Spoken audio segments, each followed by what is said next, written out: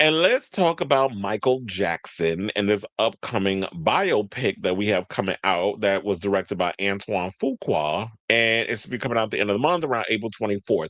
So it's going to take an intimate look into his life and all that other stuff. And what I found funny is that thank you, Variety, for vindicating what I've been saying. Because I had people that were sitting there talking about when I said the reason why the movie had to undergo a set of reshoots is because there was a loophole. Apparently, they didn't read the fine print from the estate that you could make the movie, but you could not base any of the stuff and put it in the film around any of the lawsuits against any of the kids or one of the kids. I don't know if it was one of the kids or all of them. You couldn't use any of the SA accusation stuff. So they used one of them, filmed the whole thing as part of the film. And literally after there was we can't use this. So they had to literally cut all of that out and do a reshoots, which I heard was costing between 10 to $15 million. So let's get into that story because Variety went into full detail on it. So I was like, I feel vindicated because I said this a year ago and people was out here calling me a damn lie, but they're actually saying it in the article. So let's get into her. So Michael, the story of Michael Jackson rise to superstardom, was supposed to begin in medias res with one of the darkest chapters of the singer's life. In one scene from the film's original script, the king of pop stares at his reflection in the mirror, capturing, oh, he was trying to be the man in the mirror, see if he was going to make a change. They said, capturing his sorrowful gaze as police car lights flash behind him. It's 1993, a decade after Thriller gripped the culture, and Jackson had just been accused of child molestation. You got to be careful with some of the stuff and with these YouTube algorithms. But the sequence with the investigators who arrive at Neverland Ranch to search for evidence is one of the many that were left on the cutting room floor. Michael, which Lionsgate will release in the United States on April 24th, was supposed to explore the impact of the allegations on Jackson's life, with much of the third act devoted to the scandal. But that finale was scrapped along with a mention of the child the SA accusations. We'll just have to call it that. According to sources with knowledge of the production. Now, that's after attorneys for the Jackson estate, which served as a producer, realized there was a clause in a settlement with one of the singer's accusers, Jordan Chandler, that barred the depiction or mention of him in any movie. After the late stage recovery, filmmakers went back to the drawing board to come up with a new ending, which after I read what it is, I'm like, this movie is going to be trash. But anyway, they said the process was further delayed after the house of screenwriter John Logan was damaged in the Palisades fire. As a result, which had been scheduled to land in theaters on April 18, 2025, was delayed to October 3rd before moving a final time to spring of 2026. Now, last June, the cast reassembled for 22 days of additional photography to shoot the new third act and flesh out scenes earlier in the movie. Production restarted in LA, but didn't qualify for any state tax rebates, which added 10 million to 15 million to the budget. According to sources with knowledge of similar projects, Michael was greenlit for $155 million. Yet I'm hearing stories that Universal didn't want to give Madonna $100 million to do her biopic. I'm like, but you giving this movie $155 million, and it probably is way more than that. Y'all better hope this movie makes its money back. But for what I'm hearing, that opening weekend thus far is going to be pretty big for this movie. The Jackson estate shouldered those extra costs because the era necessitated the changes. It was like, yeah, if you would have caught that in the beginning, we wouldn't have had to go and spend an extra amount of money. I wonder if this is why parents had to be taking them to court. But wait a minute. So now y'all pulling money out of the estate to fund this little vanity project that's not being 110% truthful about my father. So then they said because it was willing to foot the bill, the estate had an equity stake in the film, according to another individual with knowledge of the production. Now, instead of concluding with one of the most ignominious moments in Jackson's career, Michael will end with the pop star still at his zenith.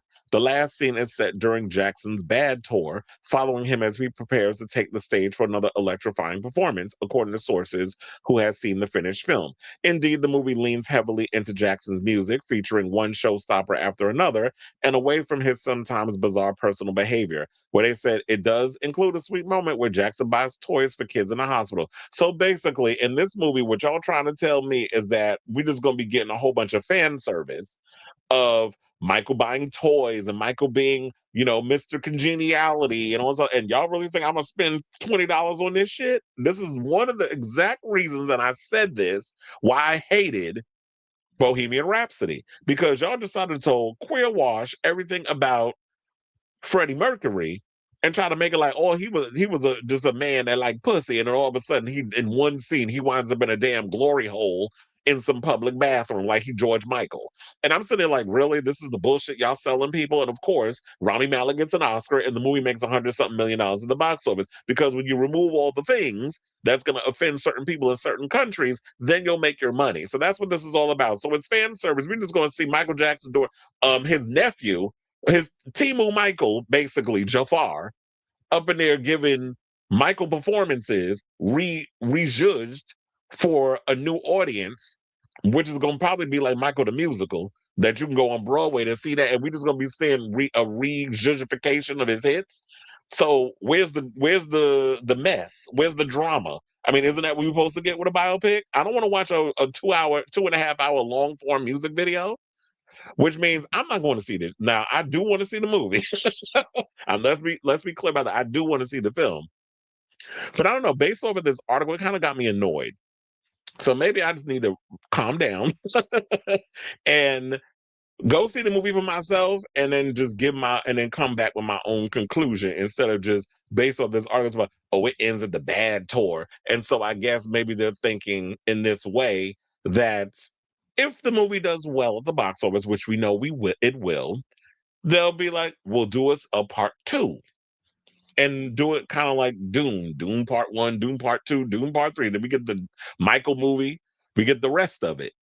And we'll see how deep down the rabbit hole they're willing to go with the other stuff and what can they cover and what they can't cover. So there's clauses, and make sure you dot all your I's and cross all your T's so we'll know what clauses can be used so that way we won't there won't be any more issues.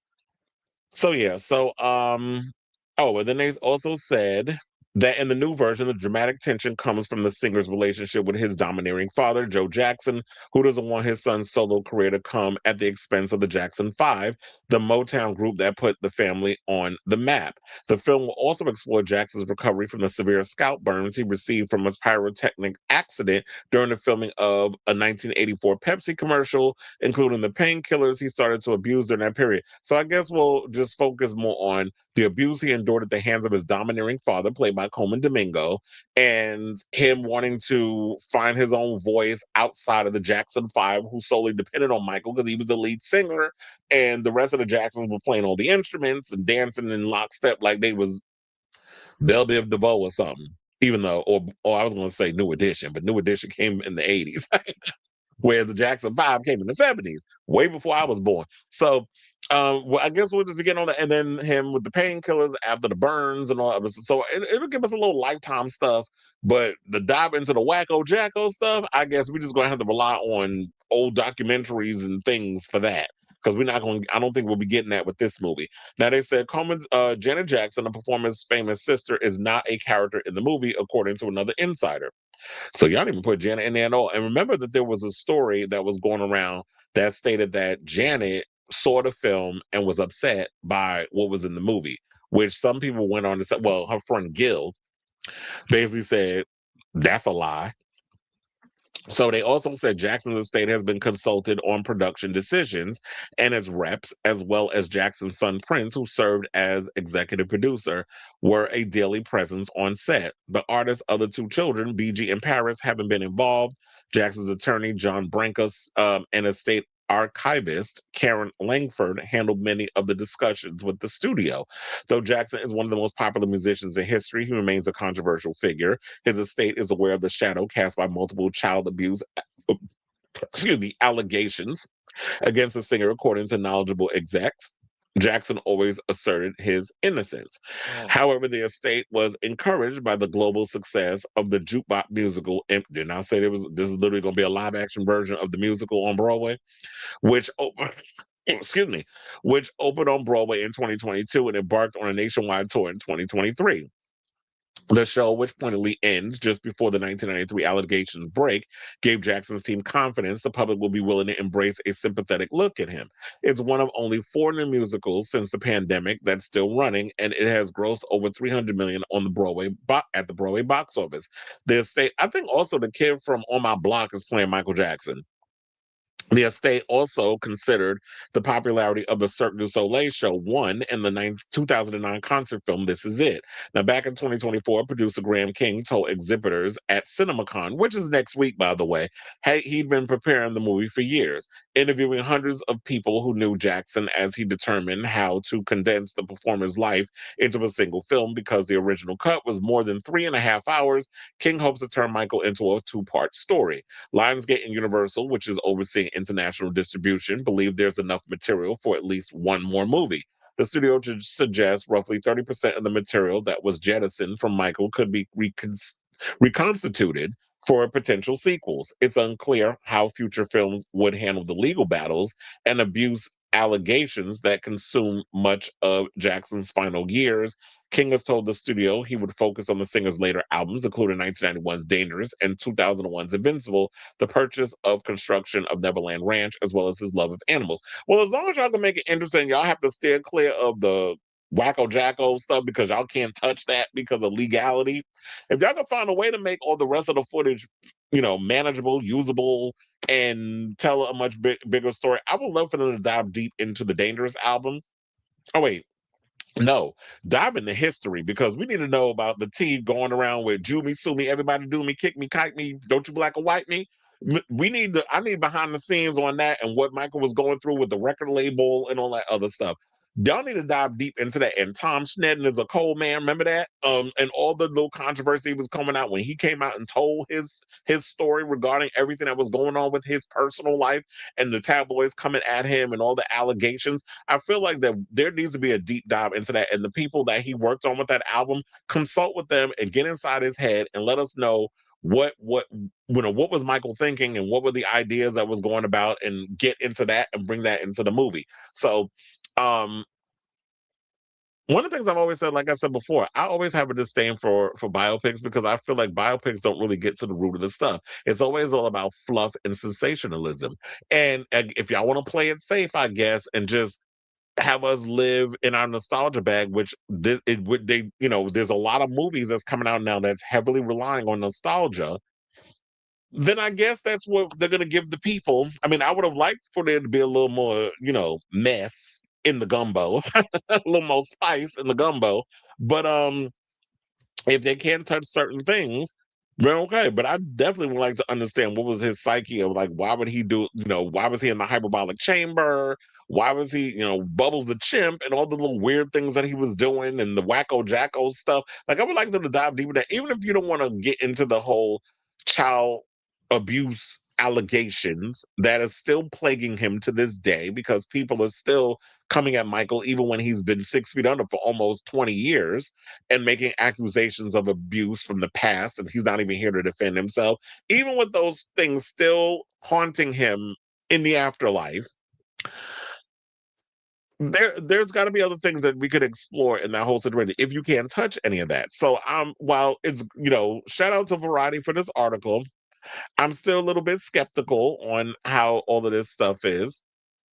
But I will say this. They said that Michael will open to more than 55 million at the domestic box office, which will be above 2018's smash hit, the movie I told you I hated, Bohemian Rhapsody, which came in at 51 million. And the same guy who wrote both scripts. Initial ticket sales could climb even higher as the release date nears. In where they said direct comparisons are tough because Bohemian Rhapsody, which ended up earning a massive 910 million worldwide, was released before the pandemic, and post-COVID music biopics like A Complete Unknown and Springsteen Delivered Me From Nowhere with smaller scale productions. Well, nobody was particularly caring about Complete Unknown. Wasn't that a movie about that Timothy Chalamet was in? That was about Bob Dylan. Nobody want to hear his horrible singing ass. And the Springsteen movie, first of all, I know a lot of people was pissed off with how they put that movie together and felt that Jeremy Allen White did not even have the essence. And I'm not saying that you need to necessarily look like Bruce Springsteen, but at least capture the essence of that character. And I don't feel like Jeremy Allen White, as good of an actor as I think he is, captured the essence of Bruce Springsteen. But Post pandemic, I will say this: 2026 has proven to be one of the biggest years thus far, and we're only 4 months into the new year regarding ticket sales and how much money their movies are making to the box office. Scream 8 made a shit ton of money. Mario Brothers, even though people are panning that film and felt like the movie's not that great, it's not as good as the first one, made a shit ton of money at the box office. We have so many movies that came out so far this year that has been doing well financially for the box office. The box office has been rejuvenated. And even that new movie, The Drama, with Zendaya and Robert Pattinson, I heard did a pretty well at the box office. So people are going to the movies. And post pandemic, the movie theaters are starting to pick up, and I think we have a lot more movies that's going to be coming out later this year. So many good movies that I'm looking forward to seeing this year coming out. And so the it's I think we're back in the theaters, but I'll definitely, instead of because I know I went off earlier on this whole thing, but I definitely feel like I will check the movie out for myself, and I'll give you my overall thoughts about it when it comes out. But I'm still a little skeptical and side eyeing, and got one toe in and my other toe out in regards to how I feel about the whole situation. But I'm like, I don't know. I'm skeptical, is what I'll just say on that. I'm cautiously optimistic, I guess is the word I'll use. So I say all this to say, what do you guys think of this story based off of what I read to y'all? Because they talking about the studio is hoping that Michael will gross at least 700 million worldwide. Now, if it does, if it makes that money, he'll probably be able to moonwalk across the screen once again, and we'll get a sequel. And maybe they'll dive deeper into the thing. But I feel like if y'all going to dive deep and get into some of the grittier stuff, then y'all need to make sure the state reads the fine print on what they can and cannot talk about in regards of Michael with whatever deal he was making with these kids that was out here accusing them of being inappropriate with them while they was underage. So I definitely keep my eye on everything going this movie. And like I said, I'll see the movie when it comes out. But I definitely want to hear from y'all. Will you guys be going to see Michael when it comes out? And after hearing what I read to y'all about the whole switch ups and things that they had to come up with at the last minute, what do you think? Do you think the movie's gonna be good, or are you thinking that okay, now y'all kind of being a little hesitant and walking on eggshells because y'all can't go too deep into the dirt? So let me know what you guys think of this story in the comments down below.